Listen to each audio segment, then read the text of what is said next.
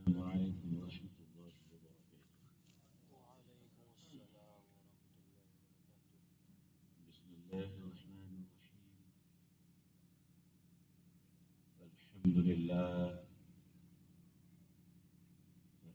لله وكفى وسلام على عباده الذين اصطفى أما بعد. الحمد لله رب العالمين والعاقبة للمتقين والصلاة على رسوله محمد وعلى آله وأصحابه أجمعين. رب اشرح لي صدري ويسر لي أمري واحلل عقدة من لساني يفقه قولي.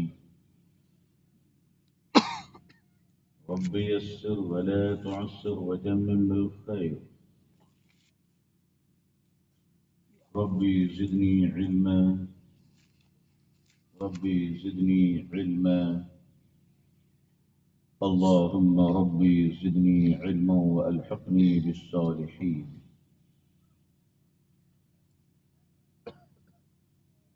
أعوذ بالله من الشيطان الرجيم. بسم الله الرحمن الرحيم. وما أرسلناك إلا رحمة للعالمين.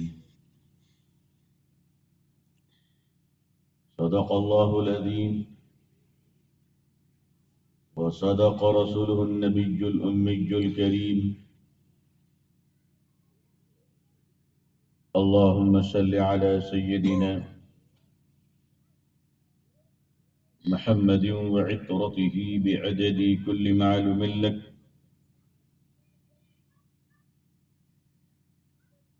اللهم صل على سيدنا محمد عبدك ورسولك وعلى المؤمنين والمؤمنات والمسلمين والمسلمات.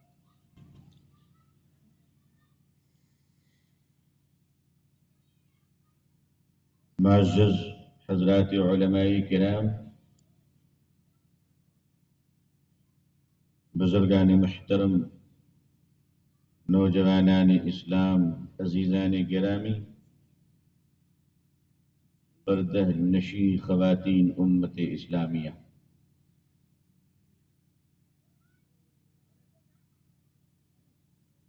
جب بہت اچھے لوگوں کے درمیان بولنے کا موقع ملتا ہے تو اپنے آپ پر شبہ ہونے لگتا ہے کہ ہم ان کے ساتھ میچ کر پا رہے ہیں کہ نہیں کر پا رہے.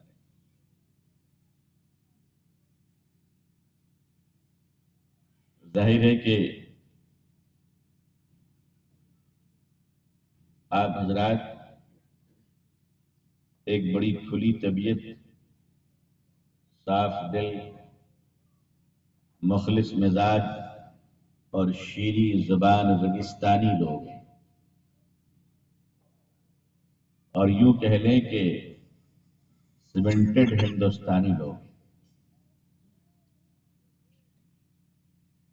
ہم اللہ کا شکر ادا کرتے ہیں کہ اللہ تعالیٰ نے ہمیں ایک عظیم ملک وطن ہندوستان عطا فرمایا.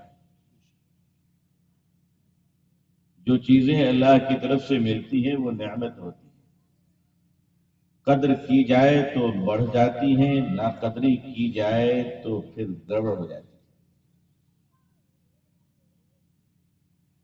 نعمتوں کی قدر بڑی عقل مندی ہے. جب آدمی وقت کے ساتھ چلتا ہے تو منزل پہ پہنچتا ہے. جو وقت کی قدر نہ کرے وہ گمراہی اور گمنامی کے اندھیر گڑھے میں تباہ ہو جاتا ہے. وقت نے آج تک کسی کا انتظار نہ کیا، چاہے کوئی قومیں بادشاہت کے تاج و تخت پہ بیٹھی ہو یا بھیک مانگ رہی ہو. وقت نے ہمیشہ یہ کہا ہے کہ اگر تم پاؤں پہ پاؤں دھرے موقع کا انتظار کرو گے تو موقع بھی پاؤں پہ پاؤں ڈال کر تمہیں گمنامی عطا کرے گا. قومیں اٹھتی ہیں اور قومیں گرتی ہیں۔ اسلامی تاریخ میں مسلمانوں کے عروج و زوال، رائزنگ اور ڈکلائن کی جو ہسٹری ہے، جو اتہاس ہے، وہ یہ بتاتی ہے کہ دنیا کی تاریخ میں مسلمانوں نے جب انسانیت کے درد کے ساتھ اپنا کام شروع کیا، اللہ نے اسے آسمان کی بلندی تک پہنچایا، اور جب اس نے صرف اپنے پیٹ کی فکر کی تو ریگستان کی گرمی میں مرجھائے ہوئے پودوں کی طرح مٹ گیا۔ اگر مسلمان بھی اپنے آپ کو یہ سمجھتا ہے کہ وہ ماں کے پیٹ سے اس لیے جنم لیا ہے کہ پیاس کی شدت میں مشروبات پی لے، ٹھنڈی شربت کو پی کر، بھوک کے موقع پر اچھی غذائیں کھا کر وہ جیل زندگی گزار لے، بڑی عمارتیں بنا لے، زمین و جائیداد کر لے، اور وہ اسی طرح سے زندگی میں کچھ حج کر لے، کچھ عمرہ کر لے، نماز و تہجد پڑھ کر اپنی زندگیوں کو گزار لے، تو مجھے معاف کیجیے گا، عبادت کے لیے اللہ کے فرشتے موجود تھے۔ اللہ نے انسانوں کو بھیجا اور اس میں مسلمانوں کو اس لیے بھیجا کہ تم پوری انسانیت کے درد کو اپنے دل میں محسوس کر سکو۔ یعنی لیڈرشپ کی کوالٹی، قیادت کی کوالٹی۔ اللہ نے مسلمانوں کو ایک مرجھائی ہوئی قوم، ایک بزدل جماعت اور ایک سسکتی ہوئی قوم کی طرح نہیں رکھا، بلکہ انہیں ایک ایسا بہادر اور جیالہ بنایا کہ رات کے اندھیروں سے اور تاریکی سے اور گھٹا گھور اندھیرے اور بہت گہرے اندھیرے اور تاریکی سے اس قوم نے یہ کہہ دیا کہ اگر تمہیں اندھیرے پر اور ظلمت پر، اپنے ظلم و کافر پر، اگر تمہیں اپنی طاقت پر غرور ہے تو وہ ہم ہیں جو دین مصطفیٰ کے چراغ کو روشن کر کر تمہارے اندھیرے کو کافور کر دو۔ عزیزان ملت، ایک بنیادی قاعدہ کلیہ، ایک بڑی لاجیکل گرامر یاد رکھیے۔ یہ جو اندھیرا ہے، ڈارکنیس، سائنس کی زبان میں اندھیرے کا کوئی وجود نہیں ہے، اور قرآن کی زبان میں کیا ہے؟ جاء الحق وزهق الباطل ان الباطل كان زهوقا۔ حق آیا، باطل گیا۔ آگے قرآن نے بڑی اچھی بات کہی، ہر بات اس کی اچھی ہے لیکن بڑی مزیدار بات ہے۔ حق آیا، باطل گیا، بے شک باطل تو ہوتا ہی ہے، جانے کے اور کون؟ جانے کے۔ باطل کی ویلیڈیٹی نہیں ہے، باطل کے پاس رہنے کی قوت نہیں ہے، باطل کے پاس ٹکنے اور جمنے کی کیپیسٹی نہیں ہے۔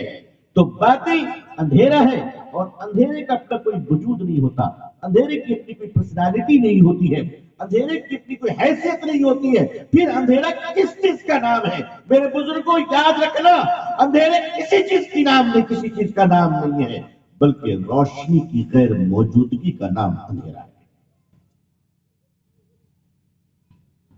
روشنی، لائٹ کے ابسنٹ کا نام ڈارکنیس ہے، روشنی کی غیر موجودگی کا نام اندھیرا ہے۔ اندھیرے کا اپنے کوئی وجود نہیں، روشنی آئے گی، اندھیرا ختم ہو جائے گا، روشنی جائے گی، اندھیرا آ جائے گا۔ اگر اس دنیا میں باطل کی تاریکیاں چھا رہی ہیں تو اس کا ذمہ دار دنیا میں مسلمان ہے، کیونکہ اللہ نے اسے ایمان کی دولت اور اسلام کا چراغ عطا فرمایا ہے۔ آپ یہ سمجھتے کہ قیامت کے دن صرف ہم سے ہمارے نامہ اعمال اور نماز اور روزے کے متعلق ہی پوچھ ہوگی؟ ذرا آپ اندازہ کیجئے، اس دنیا میں آپ اس لیے بھیجے گئے، اللہ نے آپ کو ایک اعزاز عطا فرمایا، ایک منصب عطا فرمایا، ایک مقام عطا فرمایا، انسانوں کو اللہ نے ممتاز بنایا۔ لقد خلقنا الانسان فی احسن تقویم، اللہ نے انسانوں کو ساری مخلوقات کے اندر اور سارے وشو کے اندر اور ساری دنیا کے اندر مانوتا کو اللہ تعالیٰ نے ایک مقام اور اونچا مقام عطا فرمایا، اور فرمایا کہ انسان سب سے اونچا ہے، انسان سب سے عزت دار ہے، انسان سب سے شرافت والا ہے۔ لیکن اس میں بھی اللہ تعالیٰ نے مسلمانوں کو، ایمان والوں کو فرمایا کنتم خیر امت اخرجت للناس تأمرون بالمعروف وتنہون عن المنکر، تمہیں ان سب کے اندر ایک بہترین امت بنایا گیا اس لیے کہ تم بھلائی کی طرف بلاتے ہو، برائیوں سے روکتے ہو، اندھیروں کے خلاف اجالوں کا چراغ جلاتے ہو، ظلم کے خلاف ہاتھ آگے بڑھا کر تم ظلم کو روک لیا کرتے ہو۔ اگر انسان رو رہا ہے تو تم آنسو پوچھنے کی طاقت رکھتے ہو، اگر کوئی بھوک سے تڑپ رہا ہے تو تم اسے کھانا کھلانے کی جرأت و کردار رکھتے ہو، اگر کوئی پیاس سے سسک رہا ہو تو مصطفیٰ کی امت تم اپنے نبی کی غلامی پر اس کو پانی پلانے کا جذبہ رکھتے ہو صلی اللہ علیہ وسلم۔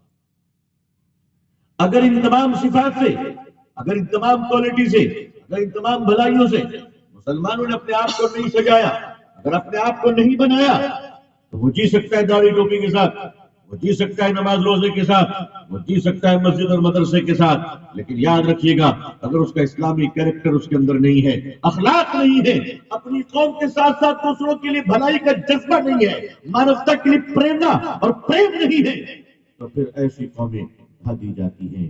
یعنی ایک لفظ میں آپ سے کہہ دوں کہ اگر آپ اس ملک کی ضرورت بنیں گے تو گود میں بٹھائے جائیں گے، بوجھ بنیں گے تو اتار کر پھینک دیے جائیں گے۔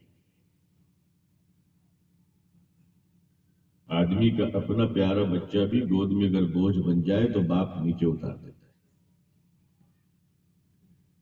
ماں بھی اپنے بچے کو اس وقت نیچے اتار دیتی ہے جب وہ بوجھ بننے لگتا ہے۔ عزیزان ملت، مسلمان دنیا کے جس ملک میں رہے گا وہ بوجھ بن کر نہیں رہے گا، انشاءاللہ ضرورت بن کر رہے گا۔ اب ہم سب اپنے انڈیویجل اپنے حالات کا اندازہ کریں کہ ہم بوجھ بنے کہ ضرورت بنے۔ بوجھ بننے والی قومیں کبھی ترقی نہیں کیا کرتی اور ضرورت بننے والی قومیں آدمی کے دلوں کی دھڑکن ہوا کرتی۔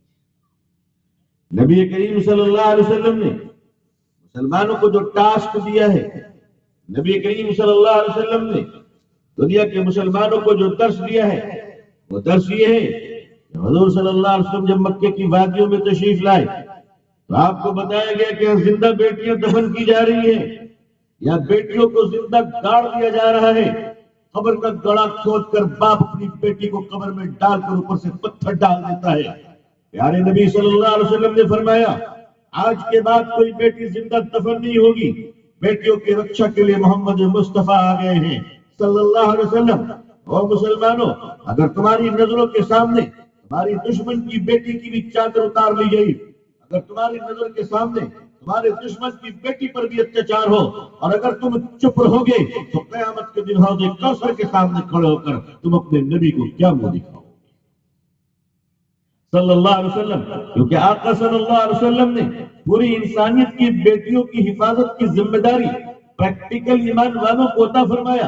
حضور صلی اللہ علیہ وسلم تشریف فرما ہے، جنگ کے میدان سے اسلام کے خلاف لڑتی ہوئی ایک لڑکی گرفتار ہوتی ہے، حضرت بلال اسے اریسٹ کر کے لاتے ہیں اور فرماتے یا رسول اللہ صلی اللہ علیہ وسلم یہ لڑکی دشمن کی بیٹی ہے، ہم سے جنگ لڑ رہی تھی، میدان سے گرفتار ہوئی ہے، بتائیے اس کو کیا سزا دوں؟ میرے آقا صلی اللہ علیہ وسلم نے اپنی چادر اتاری، فرمایا بلال اس بیٹی کو میری چادر اڑا دو۔ حضرت بلال نے کہا یا رسول اللہ صلی اللہ علیہ وسلم یہ بیٹی تو دشمن کی ہے، اسے آپ کی پوتر چادر کیسے اڑا سکتے ہیں؟ میرے آقا صلی اللہ علیہ وسلم نے فرمایا بلال بیٹی بیٹی ہوتی ہے چاہے کسی کی بھی ہو۔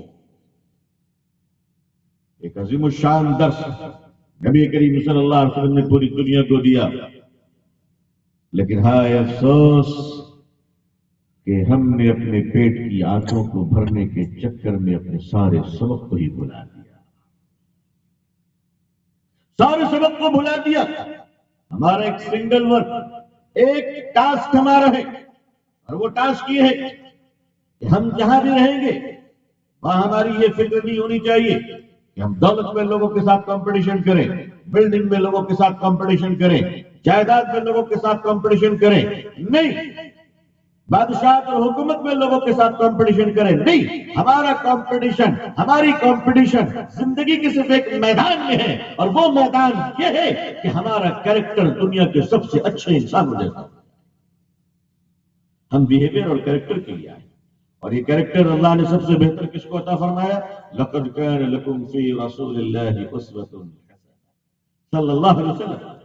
میرے بزرگوں، عزیزان ملت، میں آپ سے ایک سوال پوچھنا چاہتا ہوں، امید ہے کہ آپ بہت گہرائی سے اس پر غور کریں گے۔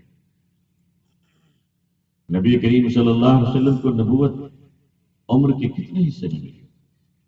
40۔ یہ بات تو مشہور ہے نا، آپ سب واقف ہیں کہ حضور صلی اللہ علیہ وسلم کو عظمت نبوت اور منصب نبوت پر فائز کیا گیا 40 سال کی عمر میں۔ لیکن یہ بات سچ ہے کہ حضور تو پہلے سے نبی صلی اللہ علیہ وسلم، لیکن آپ کی نبوت کو ظاہر کیا گیا 40 سال کی عمر میں۔ نماز کی فرضیت نبوت سے پہلے آئی ہے بعد میں آئی؟ نماز فرض کب ہوئی؟ نبوت کے بعد۔ روزہ فرض کب ہوا؟ نبوت کے بعد۔ حج کے پورے ارکان شریعت مطہرہ نے طے کب کیے؟ نبوت کے بعد۔ نزول قرآن کا آغاز کب ہوا؟ آپ کے اظہار نبوت سے صلی اللہ علیہ وسلم۔ یعنی مکمل اسلام کا ضابطہ طے ہوتا ہے 40 سال کی عمر شریف سے، ٹھیک ہے؟ تو حضور نے نماز پڑھنا کب سکھایا صلی اللہ علیہ وسلم امت کو؟ 40 سال کے بعد۔ روزہ رکھنا 40 سال کے بعد۔ حج کرنا 40 سال کے بعد۔ سارے اسلام ارکان، زکوٰۃ کی فرضیت، صدقات، عطیات، اخلاق، معاشرت، یہ ساری چیزیں جو شریعت نے متعین کی ہے وہ سب 40 سال کے بعد۔ اور سیرت بیان کرنے والے حضرات بھی 40 سال کی عمر سے حضور کا کردار بیان کرتے ہیں صلی اللہ علیہ وسلم۔ میں آپ بزرگوں سے پوچھنا چاہتا ہوں کہ جب سب کچھ 40 سال کے بعد ہوا تو حضور 40 سال سے پہلے والی عمر میں مکے میں کیا کر رہے تھے صلی اللہ علیہ وسلم؟ ایک بڑا ویلڈ کوشچن ہے، ایک بڑا معقول سوال ہے کہ جب سارا کام 40 سال کے بعد ہوا تو 40 سال پہلے جو حضور کی عمر تھی صلی اللہ علیہ وسلم، 1 سال سے لے کر 40 سال تک، وہ عمر نعوذ باللہ بیکار تو نہیں گئی؟ وہ بھی آئیڈیل ہے، وہ بھی ایک تاریخ ہے، وہ بھی ایک دلائل ہے، وہ بھی روشنی ہے، وہ بھی چراغ ہے، وہ بھی ہمارے لیے نمونے حیات ہے کہ حضور نبوت کے اظہار سے پہلے کیا کر رہے تھے صلی اللہ علیہ وسلم۔ یہ ایک بہت بڑا سوال ہے۔ حضور صلی اللہ علیہ وسلم مکے کی گلیوں میں چل رہے ہیں، آپ کا بچپنا ہے، 16 سال کی عمر میں آپ نے دیکھا کہ مکے کے لوگ بڑا اتیاچار کر رہے ہیں۔ لوگ بزنس کرنے کے لیے باہر سے آتے ہیں تو مکے کے جابر اور طاقتور لوگ، بدماش قسم کے لوگ، ان کا مال تو لے لیتے ہیں لیکن ان کے پیسے نہیں دیتے ہیں۔ وہ غریب محتاج رو کر اپنے وطن واپس چلا جاتا ہے لیکن اپنا پیسہ وصول نہیں پاتا ہے۔ راتوں میں جو مسافر آتے ہیں وہ پہاڑوں کے دامن میں بھوکے سو جاتے ہیں، کوئی پوچھنے والا نہیں، مسافروں کو کوئی راستہ دکھانے والا نہیں، بلکہ کچھ لوگ تو بھٹکا کر ان کو لوٹ لیا کرتے تھے۔ نبی کریم صلی اللہ علیہ وسلم 16 سال کی عمر میں تڑپ جاتے ہیں اور حلف الفضول کے نام پر آپ ایک کمیٹی بناتے ہیں مکے کے اندر اور مکے کے لوگوں کو جمع کرتے ہیں۔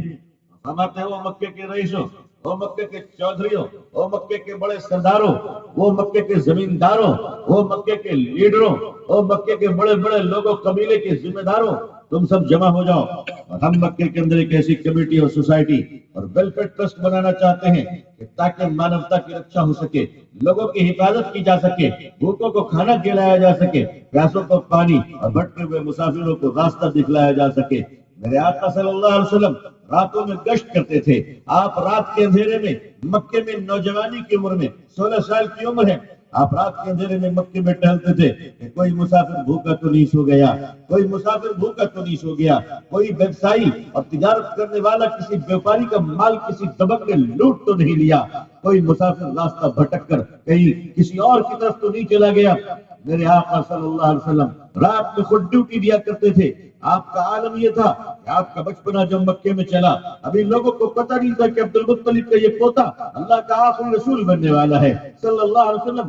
لوگوں کو اندازہ نہیں تھا کہ عبداللہ کا یتیم، یہ در یتیم، یہ آمنہ کا دلارا کائنات کی تاریکیوں کو روشنی میں بدلنے والا ہے۔ لوگوں کو پتہ نہیں تھا قبیلہ بنو ہاشم کا یہ سربراہ اللہ کا آخری نبی بن کر دنیا میں آیا ہے۔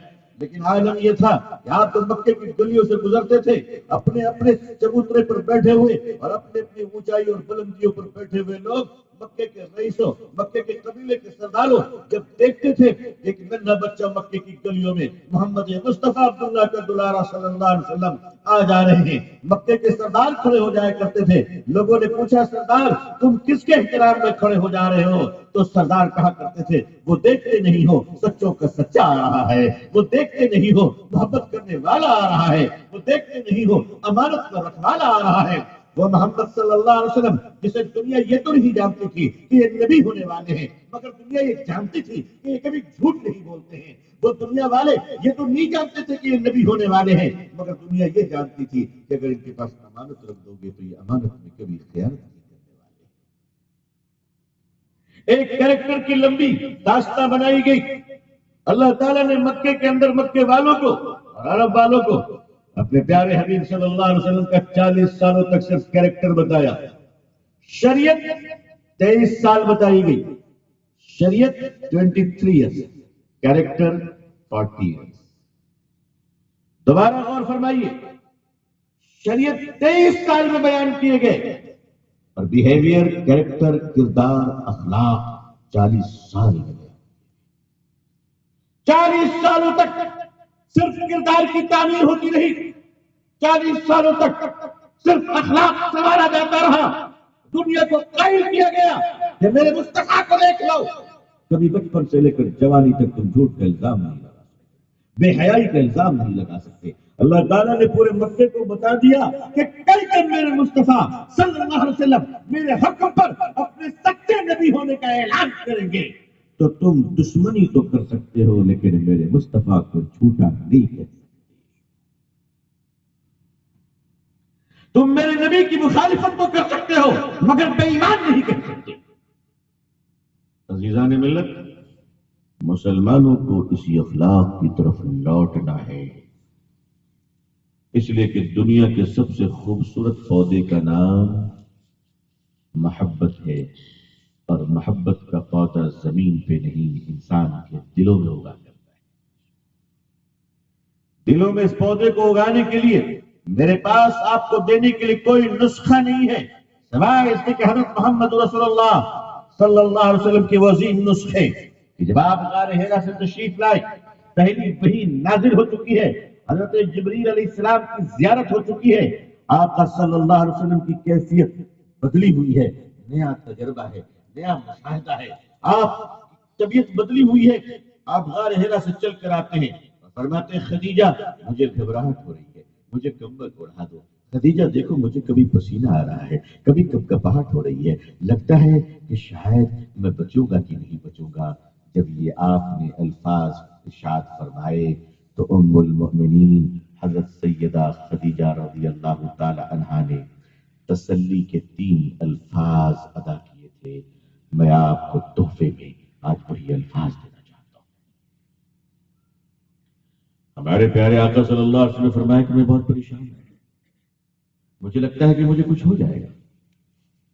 ماں خدیجہ نے 3 الفاظ استعمال کیے، فرمایا یا رسول اللہ صلی اللہ علیہ وسلم آپ کو کوئی نقصان نہیں پہنچے گا انشاءاللہ، آپ کو کوئی نقصان نہیں پہنچے گا اور آپ بالکل پریشان نہیں ہوں گے۔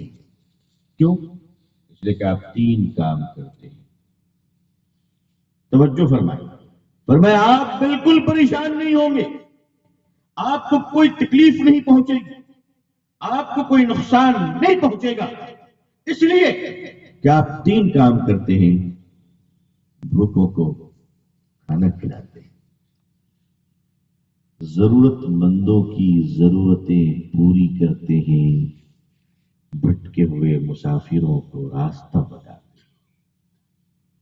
یہ 3 وہ کوالٹی ہے کہ جس پر ماں خدیجہ نے گارنٹی دی کہ آپ کے یہ 3 عمل کی وجہ سے انشاءاللہ آپ کو کوئی تکلیف نہیں پہنچے گی۔ میں کہتا ہوں کہ پوری امت مسلمہ اگر ان 3 باتوں پر عمل کر لے انشاءاللہ پوری دنیا میں سے کوئی تکلیف نہیں انشاءاللہ۔ لیکن عزیزان ملت، کہیں نہ کہیں ہم لوگ بھی لالچی اور دولت کے ہوس میں آ گئے، کہیں نہ کہیں ہم لوگ اپنے اصل مشن سے ہٹ چکے ہیں، اپنی اصل ذمہ داریوں سے ہٹ چکے ہیں۔ ہماری نگاہیں بھی چکا چوند چاندنی پر پڑ چکی ہے. ہم اپنی اصل ذمہ داریوں سے ہٹ چکے ہیں. اور اصل ذمہ داری کا مطلب یہ ہے کہ اگر آج اس ملک میں حالات ہیں تو وہ حالات، معاف کیجیے گا، مچھلیاں جب سڑتی ہیں تو اس کا سڑان سر کی طرف سے شروع ہوتا ہے، اور انسان جب سڑتا ہے تو اس کا سڑان اس کے دل کی طرف سے شروع ہوتا ہے. اب آپ اندازہ فرمائیے کہ اس امت کا دل کا طبقہ کون ہے؟ دل کا طبقہ کون ہے؟ عزیزان ملت، اس ملک میں آج جو بھی حالات ہیں وہ عام مسلمانوں کے گناہوں کی وجہ کر نہیں، بلکہ ہم جیسے لوگوں کی بدکرداری کی وجہ سے. صفے اول مخصوص خواص کے گناہوں کی وجہ سے ہے، عوام کے گناہوں کی وجہ سے نہیں ہے. ہم اصلاح عوام کی بات کرتے ہیں اور خود کو فرشتہ سمجھتے ہیں. خود کو فرشتہ ہم سمجھ لیتے کہ ہمارے اپنے اصلاح کی کوئی ضرورت نہیں ہے، ہم اپنی اصلاح سے بالکل بے نیاز ہو چکے ہیں. آئیے ہمارے ذمہ جو کام ہیں وہ بڑے کام یہ ہیں. اس کورونا کے پیریڈ میں، اس پینڈیمک کے زمانے میں، جب پوری دنیا ہاہکار مچی ہوئی تھی، حرمین شریفین تک ویران ہو چکا تھا، لاشوں پہ لاشیں گر رہی تھی، جنازہ پہ جنازہ اٹھ رہا تھا، نہ جانے کتنی ماؤں نے اپنی اولادوں کو کھو دیے، کتنی بیویاں بیوہ ہو گئی اور ان کے سہاگ اجڑ گئے، نہ جانے کتنے بھائی ہندو اور مسلمان بھائیوں کے یہاں سے گزر گئے، ان کے جنازے اڑ گئے، کتنے لوگ دنیا سے چلے گئے. لیکن اس میں جو ہمارا سب سے بڑا نقصان ہوا ہے وہ نقصان یہ کہ 2000 کے قریب ایسے اولیاء اللہ بھی دنیا سے چلے گئے جو رات میں ہمارے لیے رویا کرتے تھے تو ہم سب چین سے سویا کرتے تھے. آخر اس خانہ کو کون پور کرے گا؟ آخر اس کمی کو کون پوری کرے گا؟ آخر اس جگہ کو کون بھرے گا؟ نئی صفوں کے نئے نوجوان علماء، نئی جماعت کے لوگوں، اب کھڑے ہو جاؤ. اللہ نے ان کو پسند فرمایا، اپنے پاس بلا لیا. ہمیں تھوڑا اللہ نے موقع دیا ہے جینے کا، اس طرح جیو کہ رات کے اندھیروں میں اٹھ کر اللہ کے سامنے رو کر اس ملک کے لیے اور پوری انسانیت کے لیے اللہ کو منا لو. اللہ کو منا لو. اپنی ذمہ داریاں ہم پوری کرنا سیکھ لیں، جس میں سب سے باہر کام ایک تو راتوں میں اٹھنے والی جماعت ہمارے یہاں کم ہوتی جا رہی، بہت کم ہوتی چلی گئی. اور یاد رکھیے گا کہ اللہ تعالی سے گفتگو آدمی جب چاہے کر لے، مگر یہ جو راتوں میں آخری پہر کا وقت ہے یہ اللہ نے تو خود ہی طے فرمایا، تو ہمارا اور آپ کا فکس کیا ہوا نہیں. اس وقت کا استعمال کرنا اگر پوری امت مسلمہ شروع کر دے انشاءاللہ، رات کے اندھیرے میں بھی آپ کو اللہ کا چمکتا ہوا نور نظر آئے گا انشاءاللہ. یاد رکھیے گا کہ جس طرح ہمارے اور آپ کے رب کا نام اللہ ہے، اس پوری کائنات کا رب اللہ ہے، یہ درخت، آسمان اور زمین، ندی اور سمندر اور ریگستان کا رب اللہ ہے، اسی طرح انسان کے سینے میں دھڑکتے ہوئے دلوں کا رب بھی اللہ ہے. تو دلوں کے اندر جو نگیٹو اور پازیٹو کی فیلنگ آتی ہے، اس فیلنگ پر کنٹرول کس کا ہے، ہمارا یا اللہ کا؟ جی. تو اگر نفرتوں کی ہوا چلتی ہے تو یہ کس کی طرف سے چلتی ہے؟ اللہ کی طرف سے چلائی جاتی ہے. اگر ان نفرتوں کی ہواؤں کو محبت کی فضاؤں میں بدلنا ہے تو اسی مالک سے رجوع کرنا ہے جہاں سے سسٹم آپریٹ ہو رہا ہے. لہذا بنیادی کام یہ ہے کہ مسلمانوں کے خواص کا طبقہ، علماء کا طبقہ، یہ اللہ سے توفیق مانگے کہ اللہ ہمیں راتوں میں رونے والوں میں شامل فرمائے. آمین. خراٹا لے کر سونے والوں میں نہیں، راتوں میں اللہ رونے والوں میں شامل فرمائے. اور معاف کیجیے گا، اگر انسانیت کے درد کے ساتھ، انسانیت کی بھلائی کے ساتھ، سسکتے ہوئے لوگوں کو تڑپتے ہوئے لوگوں کے مداوے کے ساتھ اگر ہم نے درد انسانیت کے ساتھ کام نہ کیا اور اس ملک کے کروڑوں مظلوموں کے کام نہیں آئے، اگر اس ملک کی لٹتی سسکتی ہوئی بیٹیوں کو بچانے کا کام نہ کیا، اگر اس ملک میں ملاوٹ خوری کو بند نہ کیا، ظلم و جبر تشدد کو بند نہ کیا، اگر اپنی صفوں سے بے ایمانی اور جہالت کو نہ نکالا، تو معاف کیجیے گا، اس گناہ عظیم کی وجہ کر مسلمان مسجد اور مدرسوں کے ساتھ تباہ کر دیے جائیں. بچنے کا کوئی سوال نہیں ہوتا. آپ کی مسجدیں قائم رہیں گی مگر آپ گزار نہیں. اس لیے کہ آپ کا ایک بڑا کام ہے، اور وہ بڑا کام یہ ہے کہ آپ اللہ کے بندوں کے لیے کھڑے ہو جائیں۔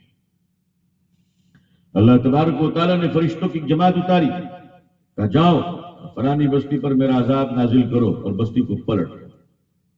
فرشتے جب زمین پر آئے تو انہوں نے دیکھا کہ نافرمانوں کی بستی میں ایک فرما بردار ہے اللہ کا، جو جھوپڑی میں اللہ اللہ کر رہا ہے۔ فرشتوں نے کہا اللہ اس کا کیا کروں؟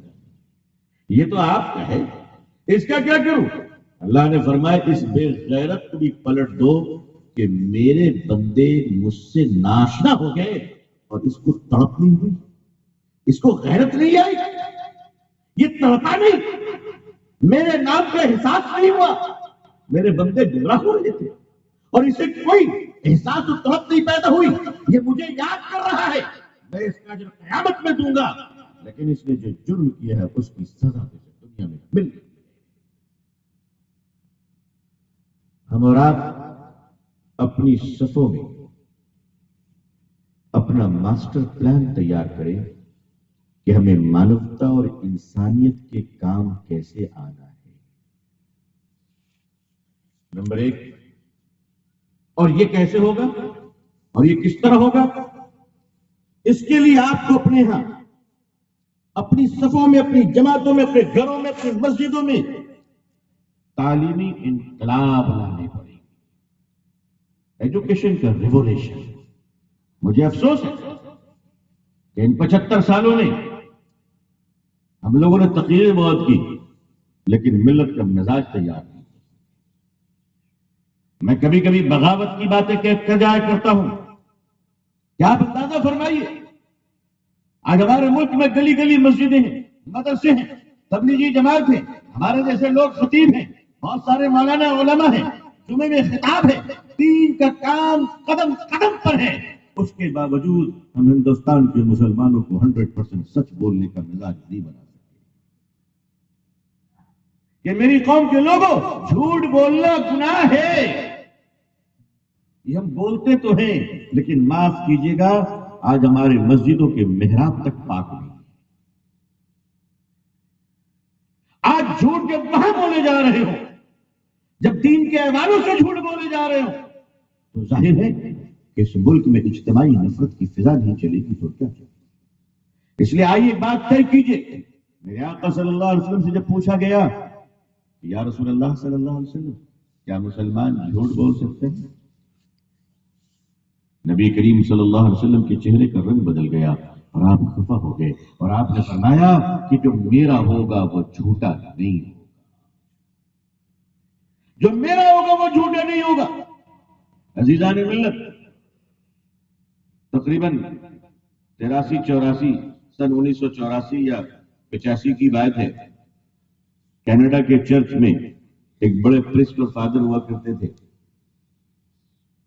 انہوں نے مطالعہ شروع کیا اور مطالعہ کرتے کرتے وہ قرآن پڑھنے لگے، ان کی طبیعت لگ گئی اور انہوں نے کہا کہ مجھے اور کتابیں چاہیے، تو ان کے پاس پیسے نہیں تھے، انہوں نے اپنی گاڑی کار بیچ دی اور اسلام کی کتابیں خرید لی۔ مختصر یہ کہ انہوں نے مطالعہ کیا، اللہ نے ہدایت دی، ہدایت اللہ نے۔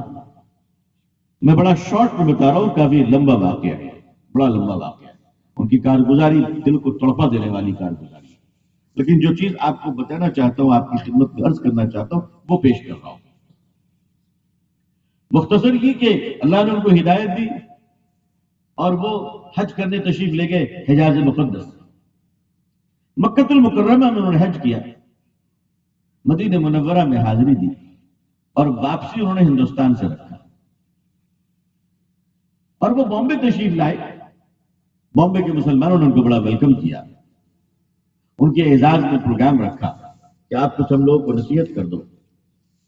تو جب وہ بامبے میں خطاب کرنے کے لیے کھڑے ہوئے مسلمانوں کو، تو ان کی نصیحت کے جو سب سے بڑے اور اہم جملے تھے وہ بڑا مختصر سا خطاب تھا، 2-2.5 منٹ کی پوری تقریر تھی ان کی، اور وہ تقریر یہ تھی کہ ہندوستانی مسلمانوں، تم میں اور مجھ میں فرق یہ ہے کہ میں نے ایک کار بیچ کر ایمان خریدا ہے، تم نے ایمان بیچ کر کار خریدا ہے۔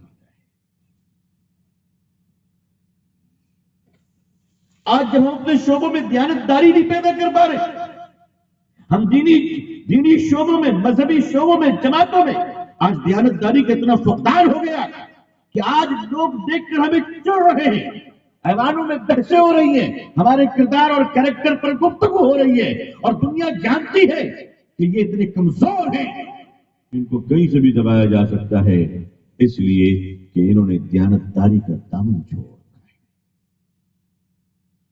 عزیزان ملت، بددیانتی کے ساتھ آدمی متقی نہیں ہو سکتا، نہیں ہو سکتا۔ ہاں، بددیانتی کے ساتھ متقی نہیں ہو سکتا ہے۔ متقی بننے کے لیے ضروری ہے کہ اس کے اندر دیانتداری ہو، ایمانداری ہو اور انسانیت کی درد ہو۔ وہ چاہے گا کہ بے ایمانی بھی کرتے رہیں، لوٹتے بھی رہیں، دولت بھی جمع کرتے رہیں، حرام حلال کی تمیز بھی نہ رہے، جس کی پائیں اس کی رکھ لیں، کوئی حساب کتاب نہیں، بددیانتی کرتے رہیں، اور پھر تقویٰ و پرہیزگاری کے چرچے بھی ہو، پھر ہمارے چہرے پہ نور بھی ہو، پھر ہمیں تسلیم بھی کیا جائے، پھر ہماری عظمت و روب و دبدبے بھی ہو۔ نہیں نہیں، ایسا نہیں ہو سکتا ہے۔ پھر قدرت کی طرف سے فیصلے ہوتے ہیں، اور اللہ کی طرف سے جب پکڑ کے فیصلے ہوتے ہیں تو زمین پر پھر کوئی بچانے والا نہیں ہوتا ہے۔ ایک تو یہ کام آپ کو پورے ملک، پورے ہندوستان، پورے دیش اور پوری دنیا کی فکر کرنے کی کوئی ضرورت نہیں، بالکل۔ آپ صرف اپنی مسجد کی فکر کیجیے۔ آپ کو نیشنل لیول پر، آل انڈیا، کوئی فکر کرنے کی ضرورت نہیں۔ میں اس وقت پورے ملک میں کہہ رہا ہوں کہ لوگوں، اب آل انڈیا لیول کا کوئی کام نہیں ہوگا، اب جو کام کرنا ہو اپنی مسجد کے لیول پر کرو، انشاءاللہ۔ انشاءاللہ کیا ضرورت پڑی آپ کو پوری دنیا ڈھونڈنے کی؟ آپ صرف اتنا کیجئے کہ آپ کی جو اپنی مسجد ہے نا، اپنی مسجد، اس مسجد میں آپ اندازہ کر لیجئے کہ آپ کی مسجد کے آس پاس کتنے مکان ہیں۔ 40 سامنے، 40 پیچھے، کتنے ہوئے؟ 80۔ 40 داہنے، 40 بائیں، کتنے ہوئے بھائی؟ 160۔ ہر مسجد 160 مکانوں کا کفیل بن جائے، اپنے یہاں بیت المال بنائے، اپنے یہاں فنڈ بنائے، اپنی کمیٹی، اپنی لیڈرشپ کے ساتھ چلے، اس کی اپنی قیادت ہو، اور وہ یہ طے کرے کہ ہماری مسجد کے سراؤنڈنگ میں کوئی بیوہ بھیک نہیں مانگے گی، کوئی متعلقہ تباہ نہیں ہوگی، کوئی بچہ فیس کی کمی کی وجہ سے ڈراپ آؤٹ کا شکار نہیں ہوگا، کوئی معذور بھیک نہیں مانگے گا۔ اگر آپ اتنا کر لیں انشاءاللہ، اور ہر مسجد کے لوگ، ہر مسجد کی جماعت اگر اتنا کر لیں، تو آپ بتائیے کہ آپ 1 سال کے اندر انقلاب لے آئیں گے انشاءاللہ۔ اس کے بعد اگر آپ کے پاس پیسے بچتے ہیں، آپ دوسروں کی مدد کیجیے، لیکن پہلے آپ اپنا دیکھیے، آپ اپنا غور کیجیے کہ آپ کے بچے اگر ٹیلنٹڈ ہے الحمدللہ تو ان کی پڑھائی کیسے ہوگی؟ تعلیمی جماعت تشکیل دیجیے۔ جس طرح ہمارے یہاں نماز کی جماعت ہوتی ہے، اس طرح ہماری مسجدوں میں ایک ایجوکیشن اویئرنیس لانے والی 2-3 لوگوں پر مشتمل جماعت ہو، جو محلے میں سروے کرے اور اس کی فائل رجسٹر مسجد میں ہو کہ ہمارے محلے میں کتنے بچے ہیں جو پڑھتے ہیں اور کتنے نہیں پڑھتے ہیں، جو پڑھتے ہیں وہ کتنا آگے بڑھے اور ان کو کس چیز کی ضرورت ہے، اور جو نہیں پڑھتے ہیں ان کو پڑھایا کیسے جائے۔ یہ کس کی ذمہ داری ہے؟ اور ہاں، بیٹیوں کے معاملے میں ہم لوگ کوئی بہت اچھے لوگ ثابت نہیں ہوئے۔ یہ درد میرا مستقل ہے۔ ہم نے اس ملک میں اپنی بیٹیوں کے بارے میں کوئی بھلا نہیں سوچا آج تک، کوئی بھلا نہیں۔ بیٹوں کو تو ہم نے حافظ، قاری، عالم بنایا، قدم قدم پر مدرسے کھولے، مگر اپنی بیٹیوں کی پر توجہ نہیں دی کہ یہ مسلمانوں، تمہاری آبادی کا آدھا حصہ تمہاری بیٹیاں ہیں۔ اگر بیٹیوں کے اندر علم نہیں آئے گا، اگر ان کے اندر سلیقہ نہیں آئے گا، اگر ان کے اندر توانائی نہیں آئے گی، اگر ان کے اندر انقلاب نہیں آئے گا، تو تمہارے بیٹے پھر کس کی گود میں پرورش پا کر اونچا انسان بنے گا؟ بابا فرید الدین گنج شکر رحمت اللہ علیہ کی ماں سے عورتوں نے کہا کہ خالہ جان، آپ کا بیٹا تو بڑا اللہ کا ولی ہے، بڑا اللہ کا ولی ہے، اللہ کا بڑا برگزیدہ بندہ ہے، دعائیں کرتا ہے تو اللہ قبول فرماتے ہے، پانی میں پھونکتا ہے تو بیماروں کو شفا مل جاتی ہے، زبان سے کچھ بات نکلتی ہے تو اللہ پوری کر دیتے۔ بوڑھی ماں کی سن کر وجد میں آ گئی، اور محلے کی عورتوں سے کہنے لگی ٹھیک ہے میں اللہ کا شکر ادا کرتی ہوں کہ اللہ نے میرے بیٹے کو اپنی محبوبیت اور ولایت کی نعمت سے نوازا، لیکن میں اس کی ماں ہوں، مجھ سے پوچھو میں اپنے بیٹے کی پرورش کیسے کی۔ پھر وہ بوڑھی ماں کہتی خدا کی قسم میں نے اپنے بیٹے فرید الدین کو بغیر وضو کے کبھی دودھ نہیں پلائی۔ ہم نے عظیم مائیں تیار کرنے بند کر دیے۔ قومیں جو تیار ہوتی ہیں وہ مدرسے، اسکول اور یونیورسٹیوں سے نہیں، قومیں سب سے پہلے اپنی عظیم ماؤں کے گود سے تیار ہو۔ آج ہمارے عظیم مائیں کا ہے، ہم نے ان پر کوئی توجہ ہی نہیں دی، ان عورتوں پر، ماؤں پر، کہ ان عورتوں کے حقوق کیا ہیں۔ ہمیں یہ بھولنا نہیں چاہیے۔ ایک عورت جب انقلاب لاتی ہے اور بدلنا چاہتی ہے تو دنیا کا سب سے ظالم انسان کون تھا؟ مسلمانوں، اس روئے زمین کا سب سے ظالم انسان، اس کا نام فرعون تھا۔ فرعون سے بڑا کوئی ظالم نہیں گزرا۔ اتنا بڑا ظالم انسان کے سامنے ایک عورت کھڑی ہوتی ہے، حضرت آسیہ رضی اللہ تعالیٰ عنہا، بغاوت کا اعلان کرتی ہے، اس کے ظلم کے سامنے ٹکراتی ہے اور اللہ کے دین کو قبول کر کر خود کو قربان کر دیتی ہے۔ جب ایک عورت خود کو بدلنا چاہتی ہے تو دنیا کے سب سے ظالم مرد کے پاس رہتے ہوئے خود کو بدل لیتی ہے، لیکن جب کوئی اپاہج، نکما، بزدل خود کو نہ بدلنا چاہے تو وقت کے سب سے بڑے دائی نبی حضرت نوح علیہ السلام کے گھر میں پیدا ہونے والا بیٹا کنعان بھی خود کو نہیں بدلتا ہے۔ ہمیں اپنے بدلنے کی فکر کرنی ہوگی۔ باپ دادا کی روایت کیا رہی؟ اگر وہ روایتیں اچھی ہے تو برقرار رکھیے، اور روایتیں اچھی نہیں ہے تو بغاوت کر جائیے۔ مگر یاد رکھیے آنے والے دنوں میں ہمارے اور آپ کی زندگیاں تو گزر گئی، 40 سال، 50 سال، 60 سال، 70 سال ہو گئے، کسی طرح ہم نے گزار لیا۔ میں آپ سے پوچھتا ہوں کہ آپ نے اپنے آنے والی نسلوں کے لیے کیا نکیر کے فقیر کی روایتوں کا سہارا لیا ہے، یا آپ کو آگے جدت کے ساتھ سوچنا پڑے گا کہ آپ کے آنے والی نسلیں کہاں جائیں گی؟ بھارت سرکار NEP نیو ایجوکیشن پالیسی لا رہی ہے، ہر بچے کو پڑھنا پڑے گا، اور اچھی بات ہے کہ ہمارا بھارت ایک پڑھا لکھا سماج ہوگا، لیکن اس پڑھے لکھے کے دوڑ میں مسلمان کہاں کھڑا ہوگا یہ کون طے کرے گا؟ یہ کون طے کرے گا؟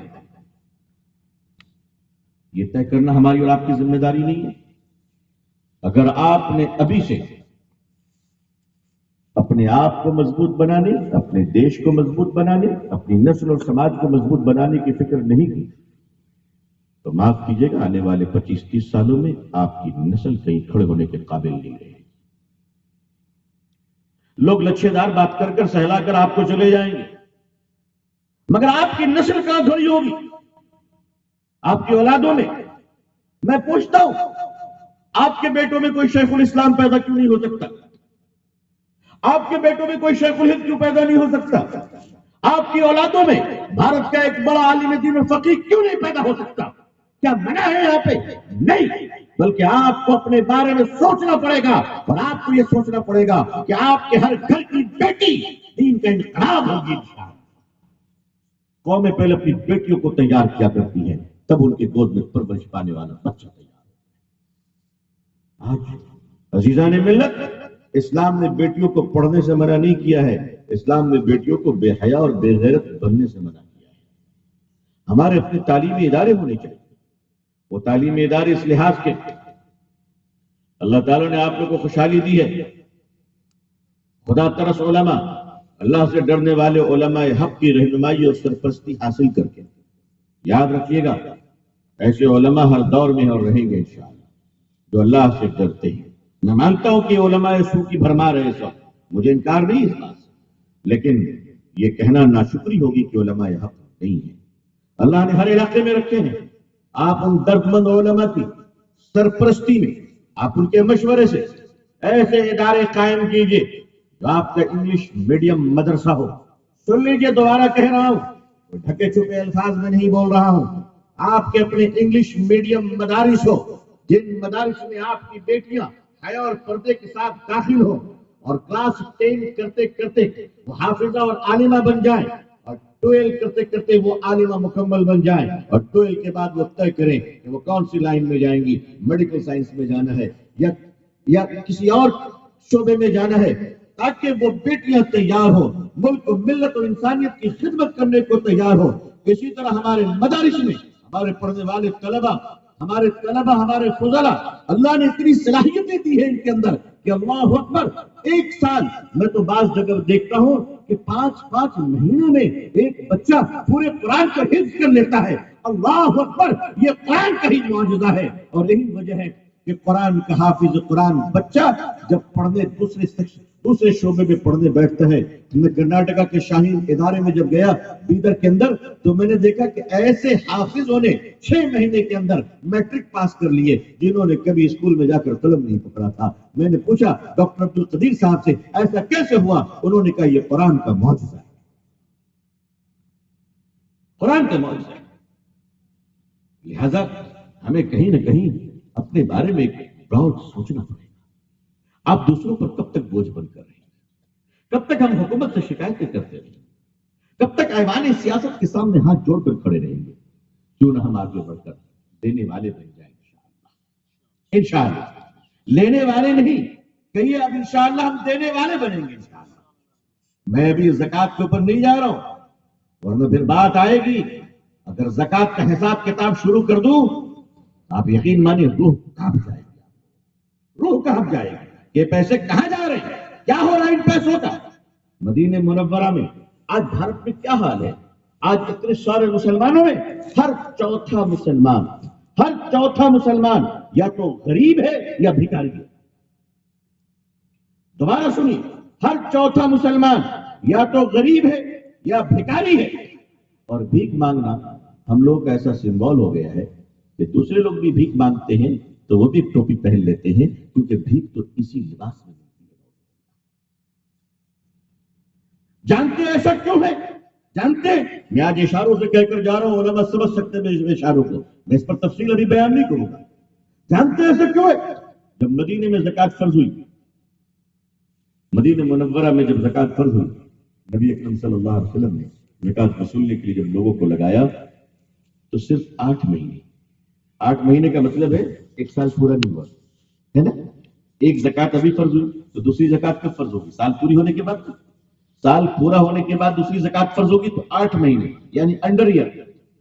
توجہ فرمائیے، جب زکوٰۃ مدینہ منورہ میں فرض ہوئی، نبی کریم صلی اللہ علیہ وسلم نے زکوٰۃ وصولنے پر جب لوگوں کو مامور فرمایا اور زکوٰۃ وصول کر لائی گئی تو 8 مہینے کے اندر مدینے اور آس پاس کے مسلمانوں کی غریبی ختم ہو گئی۔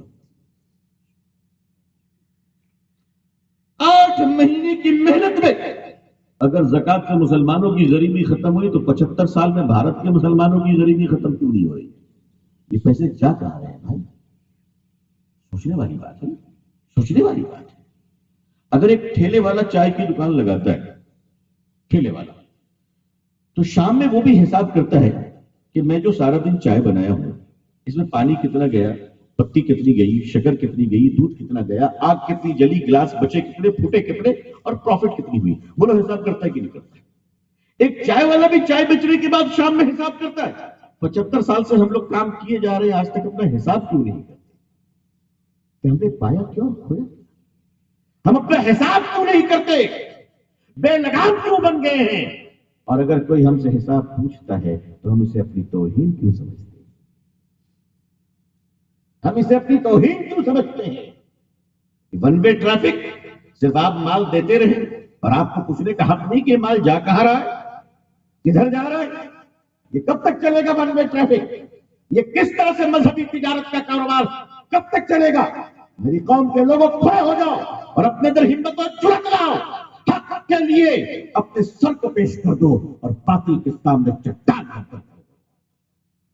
تب جا کر تمہاری نسل زندہ رہے گی اور آنے والے 25-30 سالوں کے بعد تم اس پوزیشن میں ہو سکتے ہو، کیونکہ جو 75 سال گئے وہ تو برباد ہو گئے، وہ گوا تھا، وہ اب آپ کے پاس نہیں ہے، وہ لچھے دار باتوں میں چلے گئے۔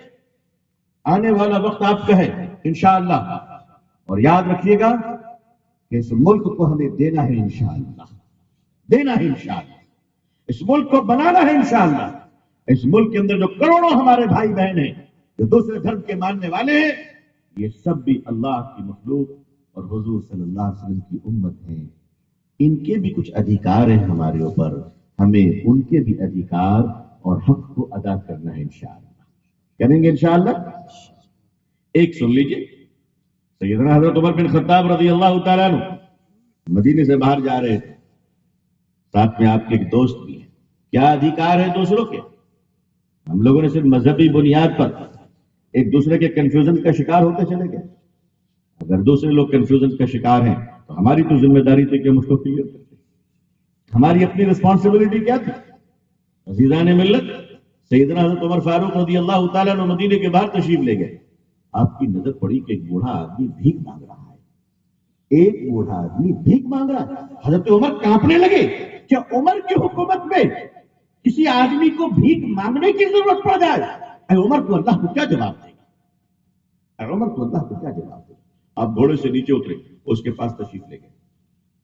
فرمایا کہ تم کون ہو؟ نام معلوم کیا، لیکن اس نے پہچانا نہیں کہ یہ عمر ہے. اسے معلوم کرنے کے بعد پتا چلا کہ یہ یہودی ہے، نان مسلم ہے. آپ نے پوچھا کہ تم بھیک کیوں مانگ رہے ہو؟ تم بوڑھے ہو، تمہیں کیا اسلام کے بیت المال سے وظیفہ نہیں ملتا؟ ہماری مسجدوں کا بیت المال اتنا مضبوط ہو جائے کہ اگر کوئی دوسرے دھرم کے لوگ بھی غریب ہو تو ان کے بھی کھانے پینے کا راشن ہمارے پاس سے جانا چاہیے. مگر دعا کیجئے کہ لوٹ مار سے فرصت مل جائے ہم لوگوں کو.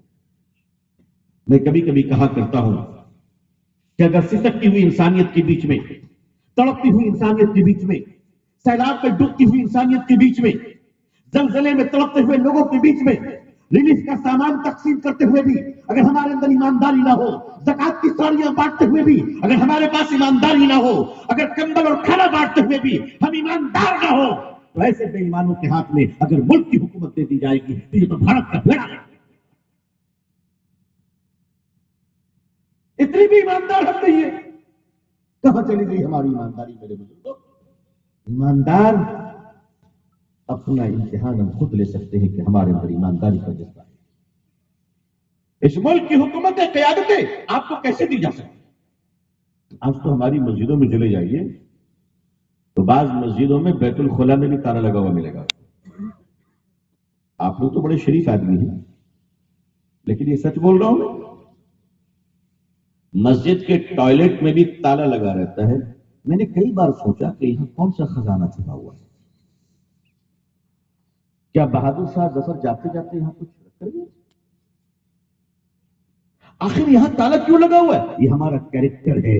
ہم اتنے چھوٹے دل کے انسان ہیں کہ ہم دوسروں کو آنے بھی نہیں دینا چاہتے. یہ ہمارا کیریکٹر ہے.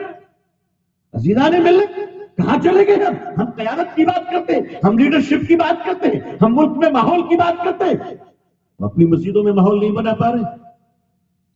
ہمیں ان چیزوں پر توجہ کی ضرورت ہے اور اپنی نسلوں کو بنانے کی ضرورت ہے. اپنی نسلوں کی فکر کیجیے، اپنی نسلوں کی فکر کیجیے کہ آپ کی اولادیں کل آنے والے دنوں میں کیسے بڑے بنے انشاءاللہ. آپ کی بیٹیاں کیسے بڑی بنے، آپ اس ملک کو دینے والے کیسے بن جائیں. اللہ نے ہمیں بہت عظیم ملک دیا ہے. سیدنا عمر فاروق رضی اللہ عنہ نے پوچھا کہ تم بوڑھے ہو اور بھیک مانگ رہے ہو، کیا تمہیں اسلامی بیت المال سے تمہیں پینشن نہیں ملتی؟ اس نے کہا کہ پینشن تو ملتی ہے. تو کہا پھر بھیک کیوں مانگ رہے ہو؟ تو اس نے ایک بڑی عجیب بات کہی. اس نے کہا کہ وہ جو جزیہ دینی پڑتی ہے ہمیں ٹیکس اپنی سیفٹی اور سیکورٹی کے لیے، تو وہ ہمارے پینشن میں نہیں بچتا ہے، تو وہ اسلامی حکومت کو جزیہ دینے کے لیے مجھے بھیک مانگنا پڑ رہا ہے. حضرت عمر کانپ گئے اور کیا فرمایا سنیے گا. فرمایا کل تم آنا بیت المال میں، وہاں میں تمہارے لیے کچھ بات کروں گا. دوسرے دن جب وہ بوڑھا آیا، حضرت عمر فاروق رضی اللہ تعالیٰ نے لوگوں کو جمع کیا اور فرمایا لوگوں، ایک غیر مسلم بوڑھا اسلامی حکومت کو ٹیکس دینے کے لیے اگر بھیک مانگتا ہے تو اس سے اسلام کی توہین کے سوا کچھ اور نہیں ہے. آؤ ہم آج سے ٹیکس کو معاف کر دیں. یہ رحم کا مادہ ہونا چاہیے. اسلامی حکومت میں سیدنا عمر فاروق رضی اللہ تعالیٰ عنہ نے دودھ پیتے ہوئے بچوں کو وظیفہ دیا تھا کہ بچے، یہ قوم اور دیش کی طاقت ہوتی ہے، اس کا کھانا پینا فری رہے گا. آج تو ہمارے بچوں کی جو چیزیں ہیں وہ سب سے زیادہ مہنگی ملتی ہیں. آئیے ہم اور آپ یہ طے کریں کہ ہم ایسے چراغ جلائیں کہ اس کی روشنی صرف ہمیں نہیں دوسروں کو بھی ملے انشاءاللہ۔ ہم دوسروں کے لیے رحم کا، ہمدردی کا اور محبت کا جذبہ لے کر چلیں، اور ہم کچھ دینے والے بن جائیں، اپنی نسلوں کی بھی فکر کریں۔ میں اپنے لیے بھی آپ سب سے دعا کی درخواست کرتا ہوں کہ اللہ تعالیٰ پوری دنیا میں ہم سب کو اسلام کی عزت دیکھنا نصیب فرمائے۔ اقوام عالم اور اہل ہندوستان کے دلوں میں اللہ اسلام اور مسلمانوں کے لیے جذبہ محبت و احترام پیدا فرمائے۔ اللہ ہمارے دیش بھارت میں امن و شانتی عطا فرمائے۔ یہاں رہنے والے سارے دھرم اور برادری بھائیوں کے بیچ میں ایک پیار، ایک محبت، ایک ٹھنڈی ہوا چلا دے۔ آمین یا رب العالمین۔ آخر دعوانا الحمد للہ رب العالمین۔ السلام علیکم ورحمۃ اللہ وبرکاتہ۔